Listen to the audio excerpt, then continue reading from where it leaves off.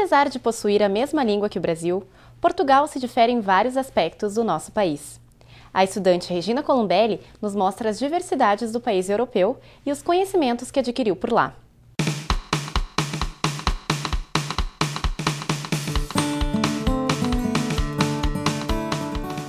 Meu nome é Regina, eu tenho 21 anos, sou do 6º semestre de Publicidade e Propaganda e eu fiz um intercâmbio ano passado para Portugal pelo curso de Comunicação Social. O primeiro era um grupo de 4 alunos e mais um professor.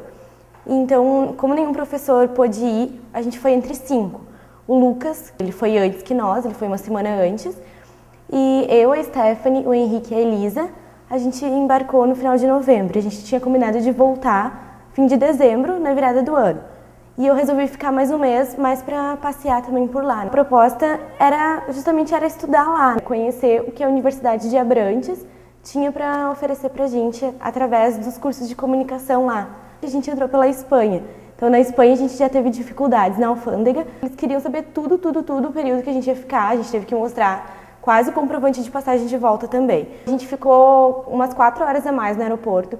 Então, a gente chegou já, todo mundo desesperado, assim, todo mundo apavorado. A gente não conseguia ligar para o Brasil, não tinha telefone do pessoal de lá. Nossa primeira impressão foi aquela coisa desesperadora de gente que nunca tinha saído de casa e chegou num lugar estranho que não conhecia ninguém. A primeira coisa que era diferente é a questão de horários. Eles têm aulas, por exemplo, das 4 às 6 e depois das 8 às 10, das 8 à meia-noite. Quando chegou lá, a gente já recebeu mais ou menos o cronograma das aulas que a gente ia participar. Curioso, assim, porque a gente pegou turmas bem avançadas de semestres e eles faziam atividades simples, sabe? Que para nós, que a gente estava no 4º semestre, eram atividades muito simples, coisas que a gente tinha no 2º semestre. Em relação à comida, é bem diferente daqui, porque eles têm as comidas típicas deles, a gente não conhece aqui. Por exemplo, eles têm francesinha, que é uma mistura do nosso X com uma lasanha com massa. Eles têm pastel de nata, que é um pastel redondo, que é feito à base de ovos. Por exemplo, na escola, é aquele estilo americano, tu servia a bandeja, tu escolhia o que tu queria comer, e eles comem muito. Então, eles comem sopa, eles têm o prato principal, eles têm sobremesa, eles têm fruta.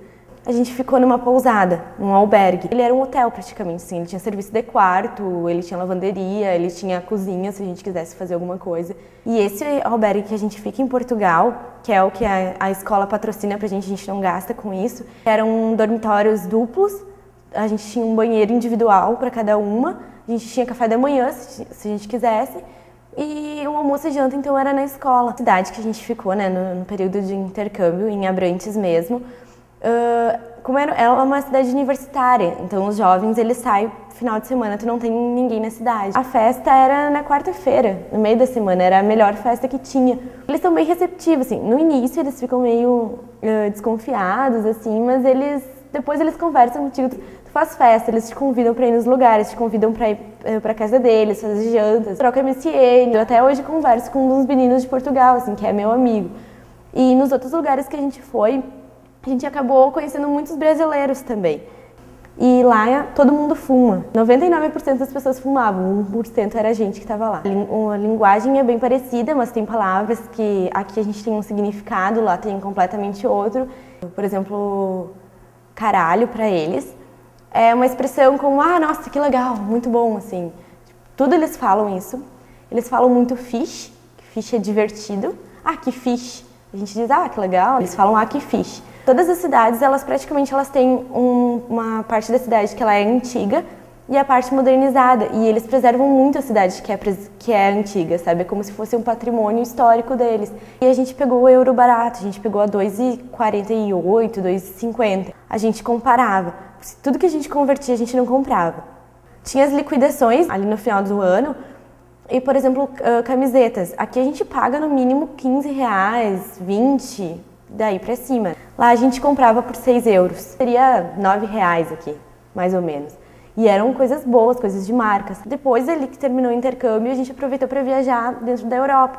Porque a gente descobriu uma companhia aérea que tu pagava 20 euros uma passagem de avião. A gente aproveitou para viajar, para conhecer assim, muito de Portugal mesmo, conheceu Espanha, Conheci Paris, conheci Veneza, que eu tinha uma amiga em Veneza, daí a gente acabou indo passar o Natal lá. Portugal não é um país frio, só em janeiro mesmo desse ano, que fez uns dias muito frios em Portugal, que chegou a nevar, que foi uma onda de nevasca por toda a Europa. O problema foi quando a gente foi para Paris, que Paris sim, a gente pegou -2, -3, em Veneza também, quando a gente pegou muito frio.